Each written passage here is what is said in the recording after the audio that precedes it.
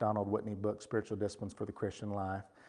And we are nearing the back. We got a couple of chapters left, and I'm going to determine what we're going to do here in a couple of weeks when we finish this book. But tonight we're talking about learning for the purpose of godliness. So you guys know that the main text is 1 Timothy 4:7, where Paul told Timothy to exercise himself to godliness.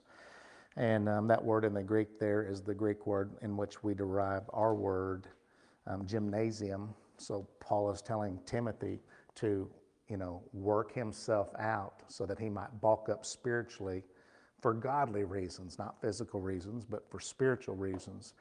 And so anyway, that's where we derive the discipline, or just talking about the discipline of the spiritual disciplines.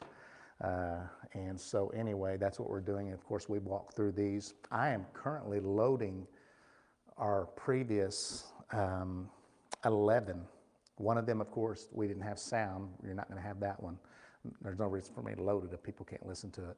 But if you go to our website, some of you folks are new, you might not know this, but if you go to our website and you click on Vern's Vernacular, there's a drop down and it has articles I've written. And I don't put all the stuff I've written on there, but there's 4, 5, 6 articles on there. I just had an article come out for the Baptist Messenger recently. I loaded it on there, but there's also a drop down for Sunday mornings. So we'll edit it where it's just the sermons. You can listen to those, and we get those up pretty quickly. We might be one sermon behind, but you can watch those if there's a particular sermon that, and earlier sermons on series, the Corinthians and things like that. But then there's a Wednesday night studies little tab, and you can click that, and you can go in, and I'm loading these up right now. And so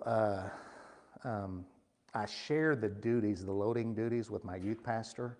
He helps me with Sunday morning stuff. I'll edit it and get it to him, and then he'll load it, which this is a long process.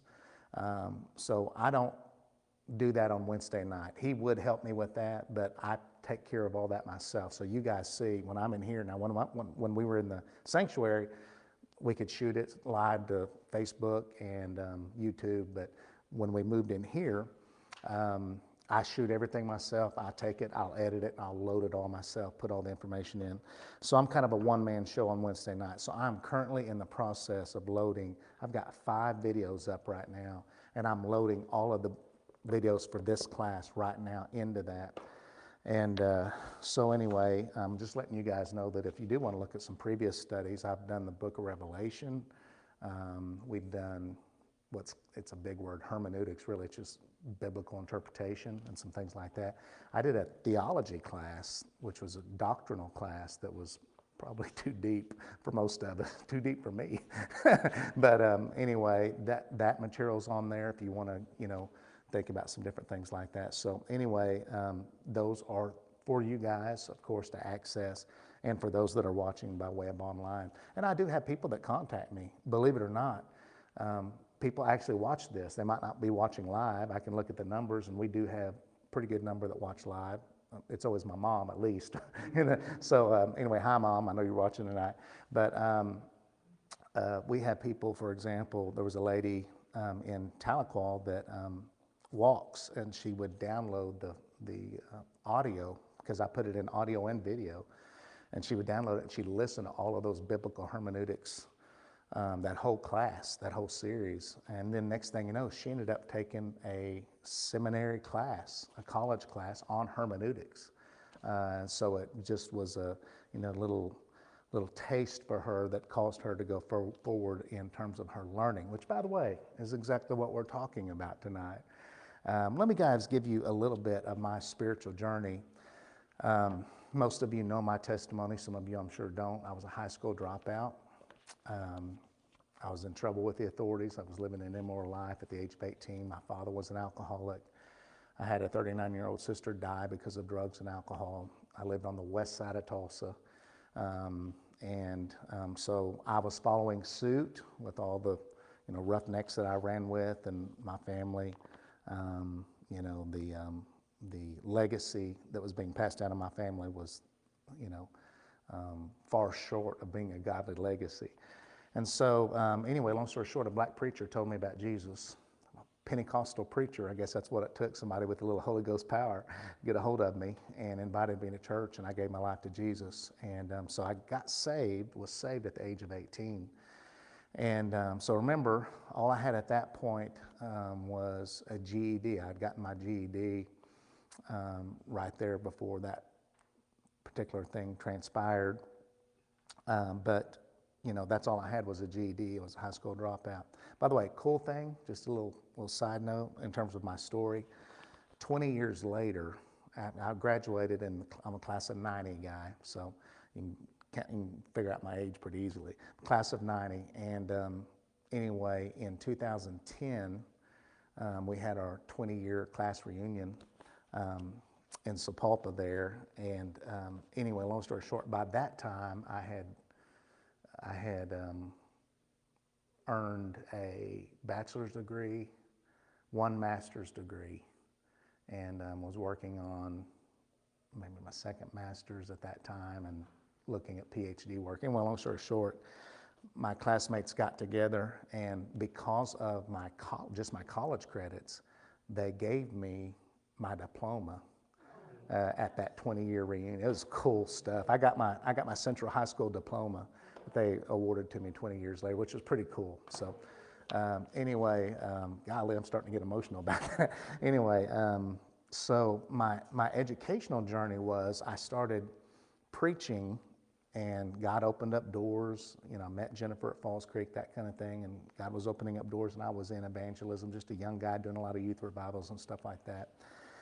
And then Jennifer and I were doing an Experiencing God study with Henry Blackaby, which our ladies are doing right now, if I'm not mistaken, for their study. But regardless, we were doing Henry Blackaby Experiencing God study, and God spoke to our hearts and told me to get a formal education, essentially, told us to get a formal education.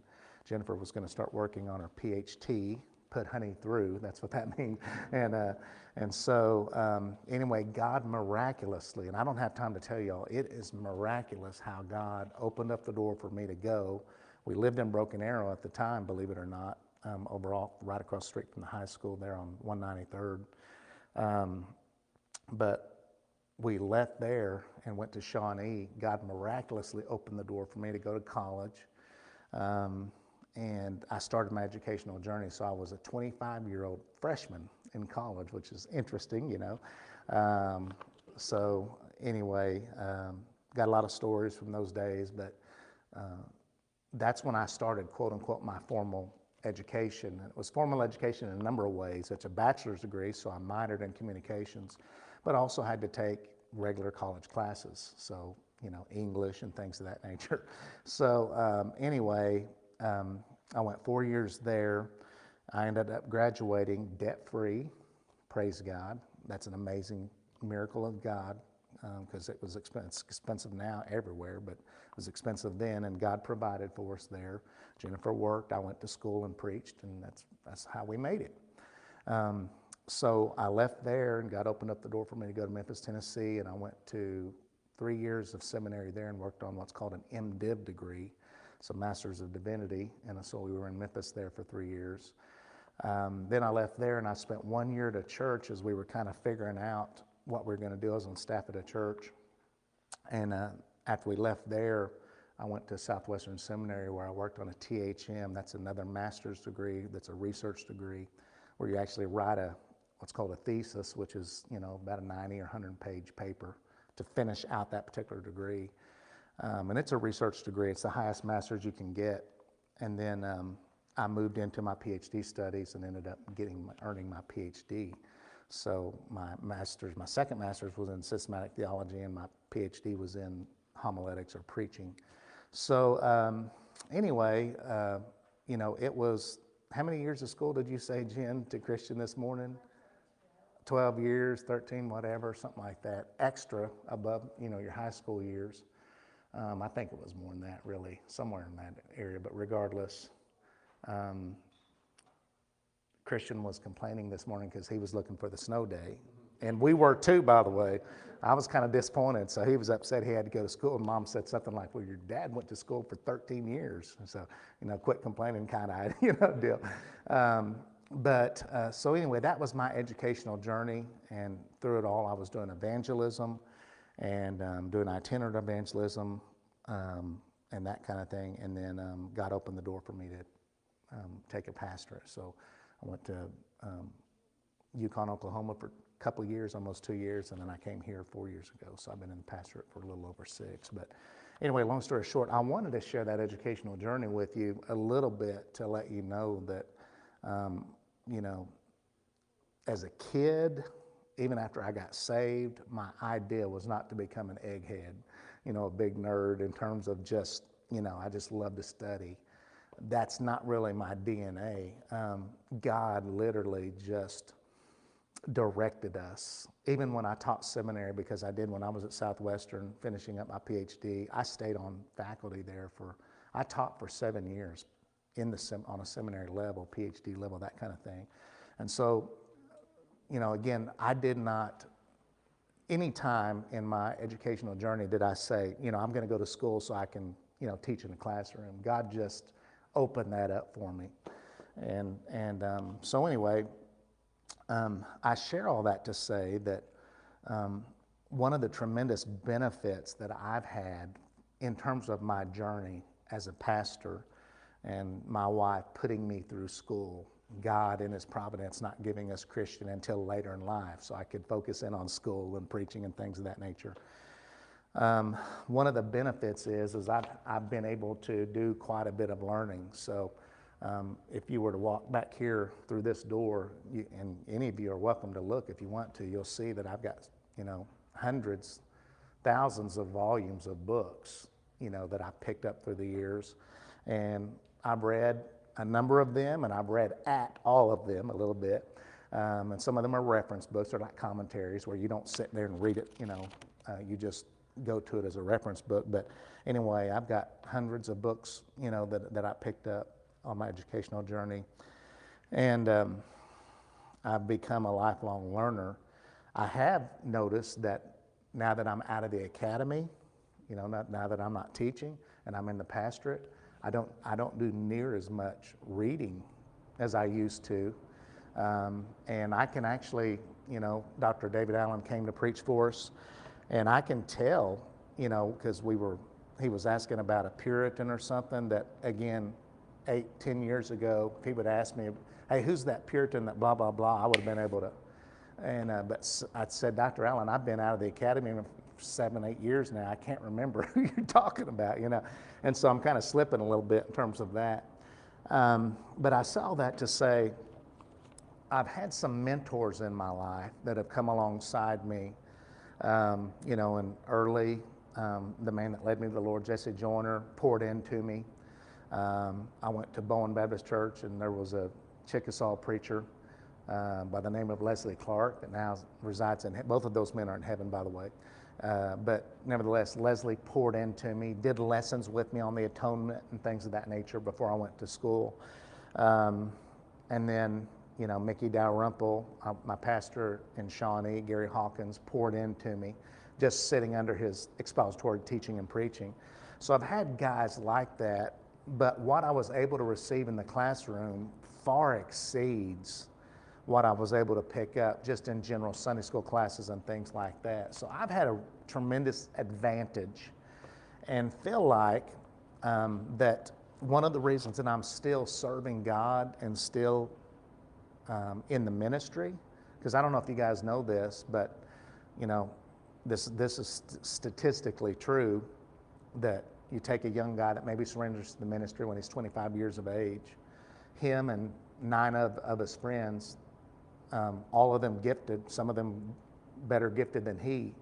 By the time retirement comes, 9 out of 10 will have left the ministry. So, long story short, over 90% of people in the ministry will leave before retirement. And so, you know, and I'm still not finished yet, so I mean, by the grace of God, I'm going to get there. But I say that one of the reasons that I've been able to be steadfast, God's blessed me with a wonderful wife and that kind of thing that has really supported me and helped me. But it has been the formal education that I received. and I can't take that for granted. I can literally look at a text, like I'm getting ready to preach the evangelism conference next Monday, and I'm going to preach on the Great Commission, and I can look at that text, and literally, because of my education, I know the structure of that text in the original language in Greek. I know definitions of 4 or 5 major Greek words in that text just from the studies that I put in. And that's surface just starting to read the text and get ready for the sermon. And so I've had a tremendous advantage, and I've had people, professors, pour into me. I've had to read. It wasn't that I wanted, I had to read books and things of that nature and write papers. And I can honestly say that it has helped me tremendously. Okay, so that's the journey of a pastor. Now you're sitting there going, but wait a second, Brother Martin, I'm just a layman, and what I want you to know is, and one of the things that Whitney talks about is,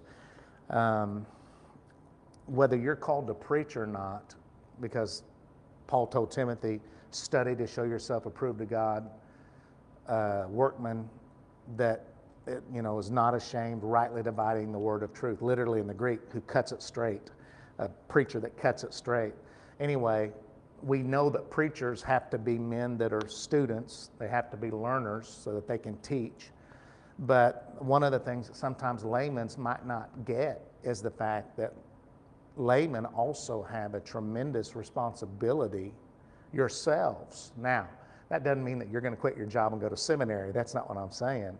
But in order for you to obtain godliness, one of the disciplines that you have to have in your life is going to be a discipline in which you seek learning, okay?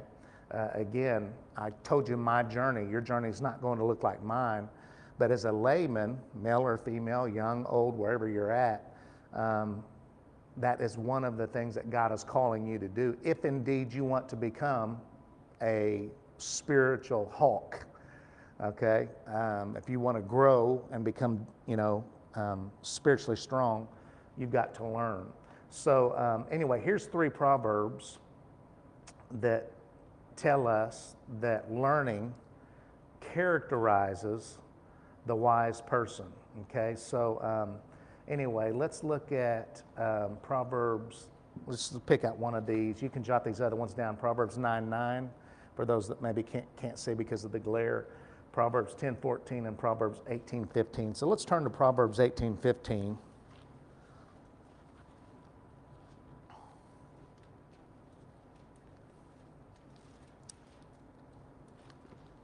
Proverbs 18:15, and look at what he says there. The mind of the prudent, my translation says, the mind of the prudent acquires knowledge. Has anybody got something different than that? How does yours read? Everybody got that same translation?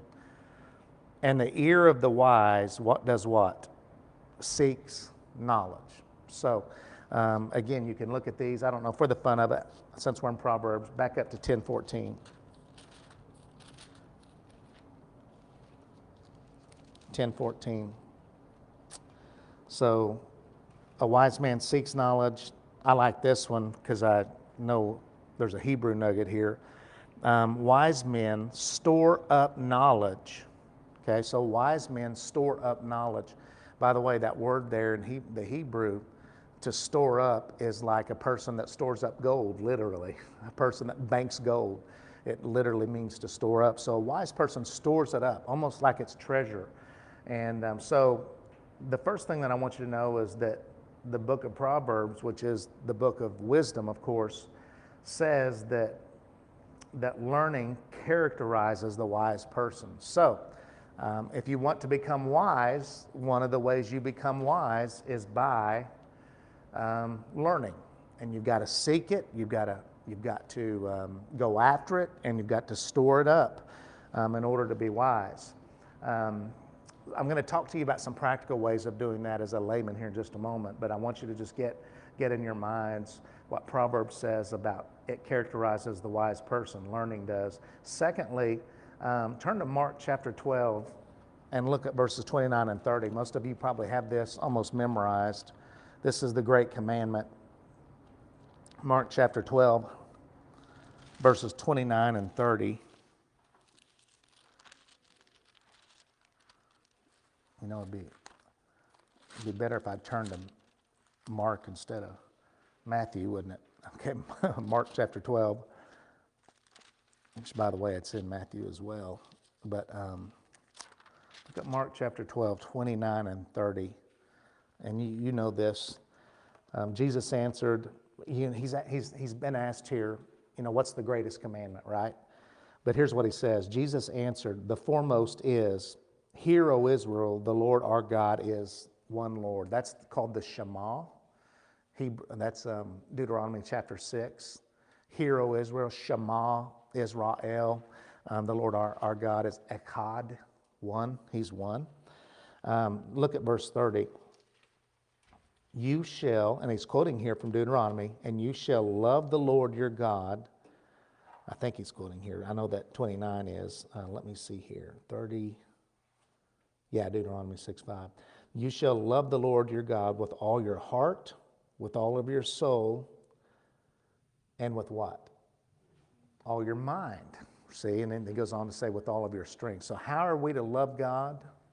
All of our heart, soul, strength, but don't forget your mind. See, one of the ways that we love Him is with our minds. And again, somebody that is not trying to fill your mind with learning is somebody that is not loving God, you know. And now, one of the things that Whitney talks about is, and you guys know this is true, you can have a guy, for example, that gets a formal education, or just somebody that doesn't get a formal education, but they know the Bible from Genesis to the maps. And they can just, you know, they know theology, they can talk. They're a little bit like talkative in John Bunyan's Pilgrim's Progress. They can talk a big game, for lack of a better term. So when it comes to talking spiritual things, you know, they have a lot of knowledge. But you guys know that, and the Bible's clear about this, and even when we did our Corinthians study, early in the book of Corinthians, Paul warns the Corinthians that there's a difference between knowledge and wisdom. You can have a mind full of theological facts, you know, and even know scriptures. By the way, Sunday, we saw Satan quoting scripture. Satan knows scripture. So you can have a mind full of scripture, of facts, theological truths. You can be able to talk Trinitarian doctrine or whatever it might be. But that doesn't necessarily equate to, as you guys know, spiritual maturity. So you can have a mind that is full of quote unquote knowledge, but not have a heart. So, you know, again, there's kind of two extremes. You've got a guy on one hand, he's like talkative in John Bunyan's Pilgrim's Progress. He can talk a big game, but and he has a lot of knowledge, and he can talk about all kinds of subjects, including theological subjects. But he's not somebody that's truly on the journey. You know, he doesn't have the heart. He doesn't have spiritual maturity, so hence he turns away. On the other hand, you can have a guy that's all heart, if you will, all passion, and this is kind of where, and I don't want to over mischaracterize where some of our charismatic and Pentecostal brethren are, but a lot of times they'll emphasize life in the spirit and emotions and emotionalism, things like that, which, by the way, we as Baptists shouldn't be afraid of and need to learn from in many ways. But a lot of times doctrinal stuff is, you know, not at the forefront of their list. And so sometimes, again, for example, in the health, wealth, and prosperity gospel, that whole charismatic movement, you know, a number of these big-time evangelists and stuff that we see on TV, oftentimes, you know, they can preach the stars down, but they've got some heretical doctrines that they hold to. One, just to give you guys an idea, is the fact that, I'm not even going to say his name, but there's a famous African-American preacher that if I said his name, you've seen him preach on TV. But he comes out of a oneness Pentecostal background, and he is a tremendous communicator. And when he preaches, it's just passionate, and you just want to, I love to listen to him preach. But doctrinally, that is a denial of the Orthodox position on the Trinity, okay?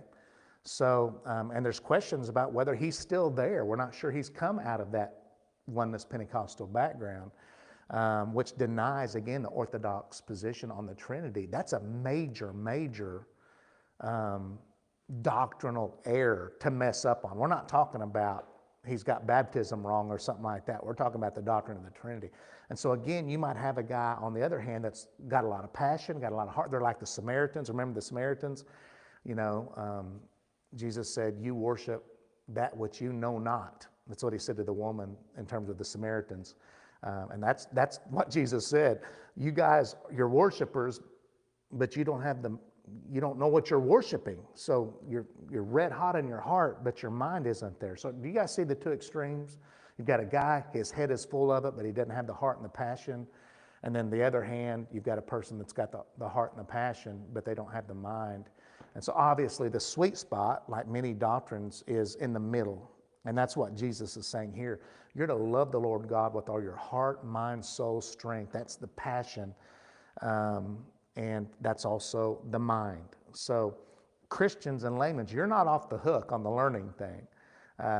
And so don't forget that. If you want to become a wise person, if you want to love the Lord God, one of the ways you love him is by applying your mind to studies and to learning. And that's what we're talking about tonight. Again, if you want to obtain godliness, if you want to hit the gym spiritually, one of the ways you do that is by feasting on learning. Now, we're going to talk practical ways in just a moment, but that's what I want you to get in terms of learning. Number 2, fulfills the greatest commandment. And then number 3, Romans 12, 1 and 2. This is my favorite text that I really want to talk to you about tonight. I guess they're all my favorites, but Romans particularly, this is so clear. Look at Romans chapter 12. Paul says this, Romans chapter 12, beginning in verse 1. By the way, the first 11 chapters of Romans are all doctrinal, okay? They are him talking about salvation by grace through faith alone. And I mean, the book of Romans is the Mount Everest of books, theologically, gospel speaking, okay? But in chapter 12, like the book of Ephesians, is 3 chapters of doctrine, 3 chapters of practical application. It's in chapter 12 that Paul turns the corner to give practical application. And so look at what he says in chapter 12, verse 1. He says, therefore, I urge you, brethren, and that's cistern too, by the way. By the way, my New American Standard translates it, brothers and sisters. But nevertheless, he says, therefore, I urge you, brothers and sisters, by the mercies of God, to present your bodies a living and holy sacrifice, acceptable to God, which is your spiritual service of worship. Okay? So Paul is saying, surrender your bodies, much like in the Old Testament, those animals were taken and sacrificed to God. Paul is saying you're to take your body and to give it to God as a living sacrifice, okay? Now look what he says in verse 2, because this has bearing on what we're talking tonight in terms of loving the Lord our God, becoming a wise person of learning. And so look at what he says in verse 2, and what you're going to see is it's essential for godliness here. He says, and do not be conformed to this world. The J.B. Phillips translation right there says, and by the way, that's just a kind of a pastor, for lack of a better term, a theologian that's translated the Bible in his own language. I wouldn't use it to preach from, but I like the way he words things. And so J.B. Phillips says, instead of, and do not be conformed to this world, he says, don't let the world squeeze you into its own mold. That's a good translation. Don't let the world squeeze you into its own mold, but what? Be transformed. Don't be conformed to this world. Don't let the world squeeze you into its mold, but be transformed by the renewing of your what? Your mind. So the way that we're transformed, the way that we become godlike, the way that we are sanctified, the way that we become more like Christ is by not allowing the world to squeeze us into its mold, but by being transformed by the renewing of our minds, so that we may prove what the will of God is, that which is good and acceptable and perfect. So that is a key verse in terms of you using your mind to learn And what it does, it shows you that it's essential for godliness. It's essential if you want to become godly, if you want to grow spiritually, you have to renew your mind, okay? There was a theologian, he's deceased now, but I used to listen to him on the radio when I first was saved, before I got my quote-unquote formal education. I was a delivery driver for a company, and so I'd have a lot of warehouse time, and I would have a lot of windshield time out making deliveries in Tulsa. And there was a theologian that was on the radio then by the name of R.C. Sproul. And so I used to, and some of you that have listened to, they still play his programs today, but it was the first time that I ever, as a young Christian, heard a professor, and they recorded his lectures, teaching, different things. And man, I was just like a sponge. I couldn't believe there was this world out there of education, theological education on the level that I was hearing. Anyway, the tagline to Dr. Sproul's, again, the late R.C. Sproul, because he's passed away a few years back, but the tagline was renewing your mind. That's the name of his ministry, Renewing Your Mind Ministry. By the way, just for some of you, I see many of you nodding your heads, he was Presbyterian. That's not a bad thing. He was a Calvinist, so, and that's not a bad thing, but I'm not a Presbyterian and I'm not a Calvinist. I disagree with him on some areas, but by and large, I love R.C. Sproul and really drank a lot from that well, and continue. If it's on, if I turn on the radio and it's R.C. Sproul, I'm going to listen to the lecture. I mean, it's just amazing stuff. But anyway, he named his program and his ministry Renewing the Mind. It's Ligonier Ministries, and it's Renewing the Mind. But anyway, so again, the way that you transform is by applying your mind to knowledge. You've got to renew your. Now, how does the world squeeze you into its mold? How does that happen? John says, love not the world. This is 1 John 2:15 through 17. Love not the world, neither the things that are in the world. If any man loves the world, the love of the Father is not in him. All that's in the world, the lust of the flesh, the lust of the eyes, and the pride of life, are not of the Father, but they're of the world, and the world is passing away. So anyway, contrast that, love not the world, with John 3:16, for God so loved the world. So what does that mean?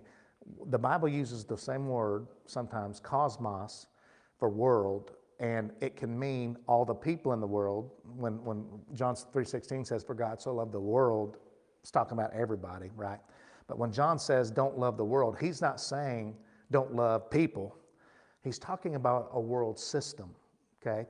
And that's what Paul is talking about here when he says don't let the world squeeze you into its mold. That's what he says. Don't be conformed to this world. Don't let the world squeeze you, conform you into the. How does the world system get you to act, think, talk, and live like them? Think about it.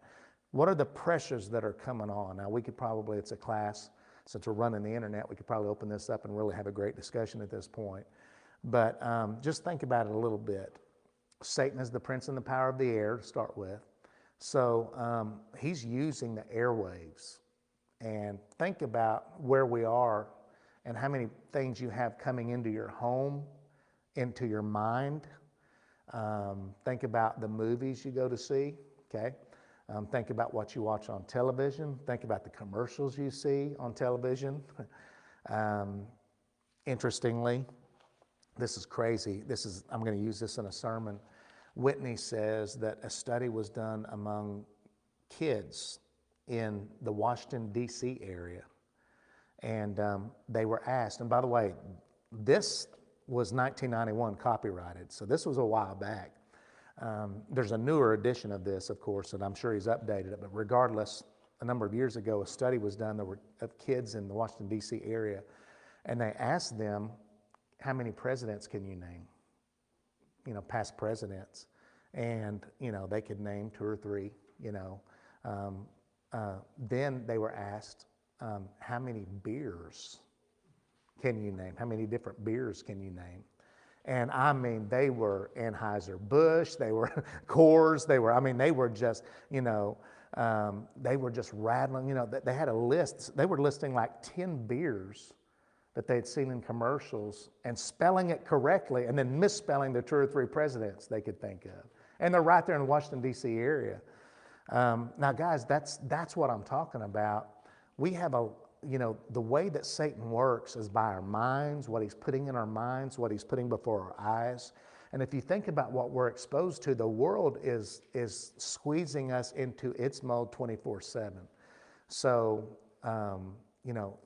we've got satellite television now. We've had an internet boom, so I can watch television and I can get podcasts 24/7 on my phone or on my iPad. Driving down the road, I can listen to whatever I want, that kind of thing. So the world is putting itself in you. And now again, some of that's your responsibility to say no, and with your kids, that kind of thing, it's your responsibility. There are certain things, there are certain shows that we don't go to, obviously, with Christian and things of that nature, but it's your responsibility to say, no, I'm not going to put that in my eye gate, and I'm not going to put that in my ear gate, I'm not going to put that kind of language. And really a worldly philosophy that, by the way, just seeps in by osmosis, whereas just seek the world, live like the world, live for today. There's no tomorrow, there's no God. If you think about, for example, the sitcoms, let's just talk about sitcoms. I don't think it's a sin to watch a sitcom, but think about, I don't know, here's an old one. Think about Friends, maybe, or think about this. Here's a better one, Seinfeld, which is one of the number ones. You think about all those Seinfeld episodes. Think about this for just a moment. As benign as most of them are, okay, they're godless. Think about it. I mean, that whole, all of them there's nothing ever spiritually put forth that will, again, feed the soul in terms of truth. They might make fun of a priest or something on there, but and by the way, that's not just Seinfeld or something like that. That's the modern stuff too. They're just, they're just godless. And again, you're watching that stuff, and whether you know it or not, that godless philosophy is coming into it. You're a Christian, you love the Lord, you go to church twice a week. You go to church, sometimes some of you go even to Sunday school. So you're getting 2 or 3 hours a week, but you're getting bombarded for over 40 hours a week from the world with their stuff that most of it, again, is just godless, if not all of it. So that's how the world is squeezing you into its own mold. So you've got to fight back. And how do you fight back? You're going to love the Lord God with all your mind. You're going to learn, and Paul says here, what you have to do is you have to, I like to say, trash in, trash out. If you take trash in, there's going to be trash that comes out of your life. But Paul says you've got to rid your mind of the trash that's coming in, and you've got to fill your mind with learning, okay, godly learning. And so that's the way that you're going to be transformed, and it happens in your mind. That's not going to happen. The last point was it's a deliberate discipline. So 1 Timothy 4:7, if you want to exercise and you want to get fit, you're going to have to deliberately eat a certain way and deliberately go to the gym, okay? Or deliberately go to the track. You've got to be deliberate about how many days you're going to work out and all that stuff. Same thing is true. This thing called learning is a deliberate discipline. That's what he's talking about. Whereas you've got to fight against all that worldly stuff that's coming into your mind and start putting some godly stuff in and start putting some learning in your mind. So that's the way that you're going to be transformed. It's a mental thing. So again, we know the extremes. We know a guy can have a lot of head knowledge but not have it in the heart. And we know that people can have a lot of heart passion but not have it in the head. But a good, solid, strong, thriving Christian that is maturing and becoming and growing in godliness and sanctification is going to be a Christian that is even a layman that is applying themselves to some type of study, some type of learning, okay? So let's talk, for the last few minutes we have left, how we do this, okay? And I'm going to talk from a layman's perspective. I told you how I did it, and by the way, I continue to have to study and read. One of the things that Whitney is huge on is the discipline of reading.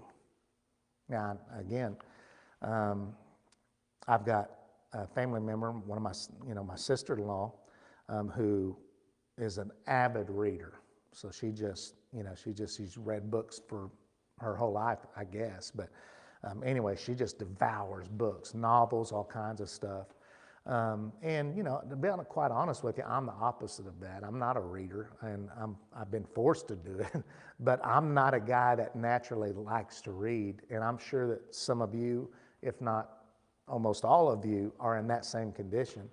But it is one of the key disciplines in terms of transforming your mind.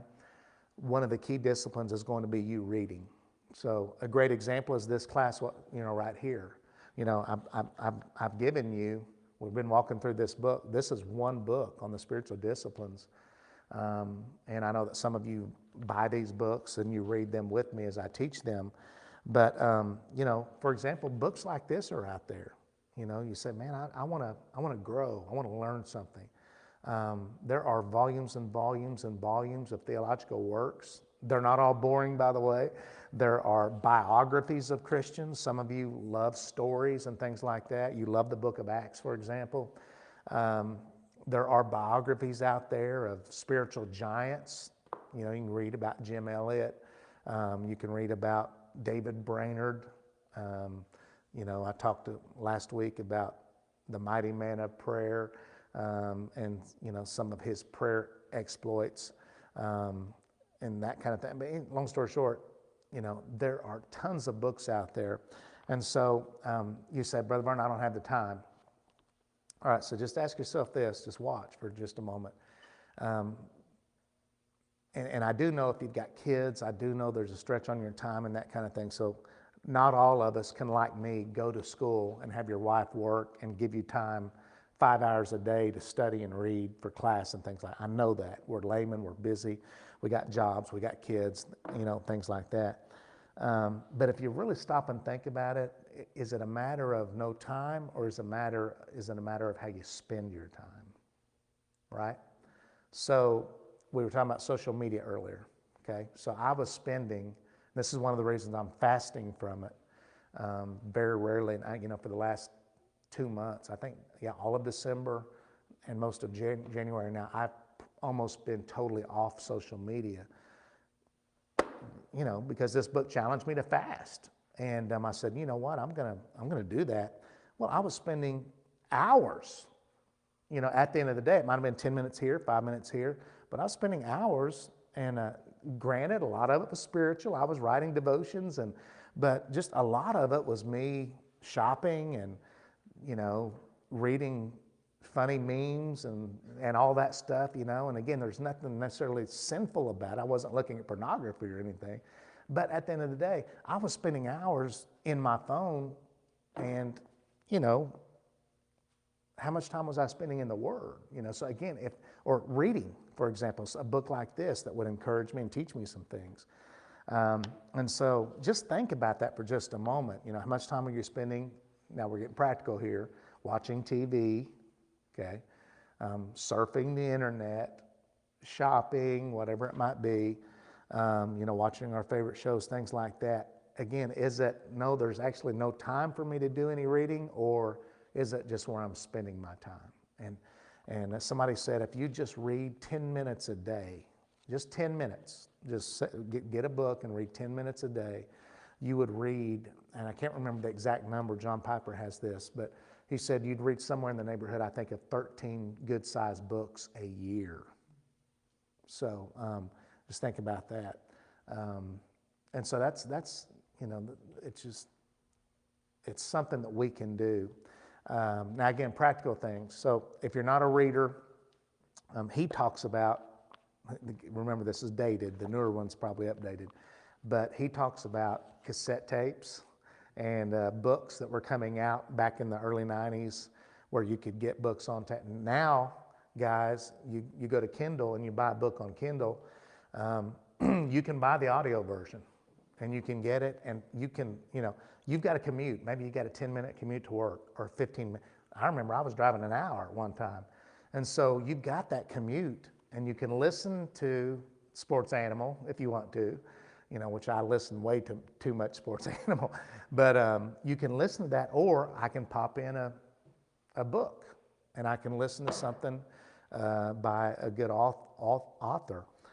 We've also got now, which they didn't have back when Whitney originally wrote this, we've got internet access. Think about that for just a minute.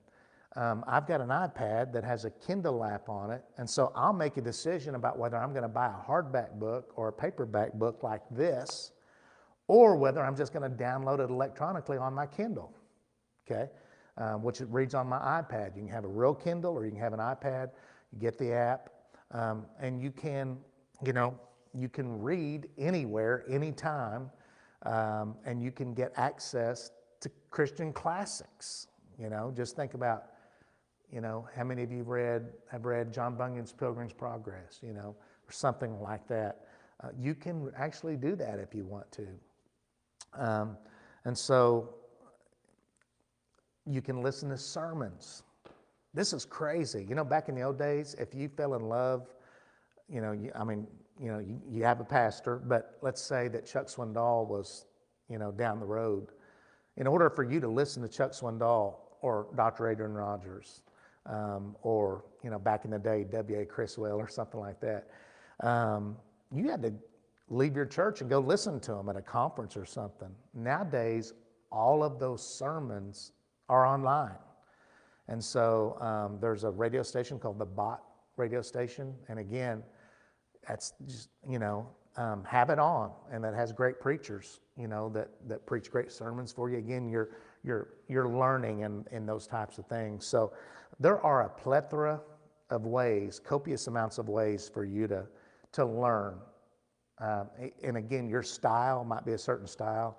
And again, you might not be a reader. Discipline yourself to become a reader, but there shouldn't be an excuse in the modern era.